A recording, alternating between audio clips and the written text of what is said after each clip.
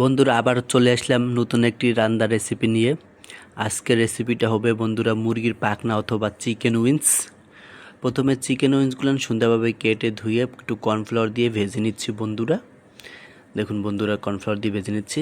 আজকে এই মুরগির সাথে দেবো একটু আলু, তার সাথে সেই আলুটাও একটু মোটা মোটা করে কেটে লম্বা লম্বা এখন ভেজে নিচ্ছি। দুইটাই ভাজানো হয়ে গেছে এখন আমার বন্ধুরা। এখন এটা পাক করে নিচ্ছি বন্ধুরা। এমন সুন্দর একটা তরকারি কিভাবে পাক করি সেটা দেখুন। প্রথমেতে কড়াইতে দিয়ে দিচ্ছি রসুন, একটু পরিমাণ মতো একটু বেশিই দেবেন। হালকা একটু আদাও দিয়ে দিলাম। এখন সয়া সস দিয়ে দিচ্ছি। এক এক করে চাইনিজ মশলাগুলো দিয়ে দিচ্ছি বন্ধুরা। প্রতিনিয়ত নূতন নূতন তরকারি খেতে সবাই পছন্দ করে।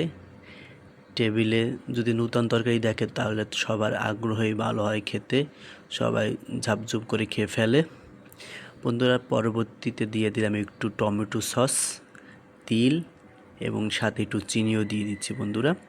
আজকে যে রেসিপিটা দেখতে পাচ্ছেন বন্ধুরা, এটা হলো ঝাল এবং মিষ্টি দুইটাই লাগবে। ঝাল ঝাল এবং মিষ্টি মিষ্টি লাগবে, খুবই স্বাদ এটা। যেহেতু টমেটো সস দিয়েছি, চিনি দিয়ে দিচ্ছি, আবার ঝালও দিয়েছি মরিচ অনেকগুলো। এরপর সুন্দরভাবে একটা সস বানালাম দেখলেন। এরপরে সেই যে ভেজে রেখেছিলাম আলু এবং মুরগির পাখনা সেটা ঢেলে দিলাম। এরপর সুন্দরভাবে ওগুলো মিক্স করব। মিক্স করার পর দেখুন বন্ধুরা, অসাধারণ একটি কালার এসেছে। যে কালার দেখলে জিভে জল চলে আসবে, তাহলে আপনিই আপনার পরিবারের লোকদের খেতে ইচ্ছা করবে বন্ধুরা। সবার লাস্টে দিয়ে দেবো বন্ধুরা একটু তিলের তেল। এই তিলের তেলটা দিলে সুন্দর একটা সুগন্ধ আসে আর খেতেও খুব স্বাদ লাগে।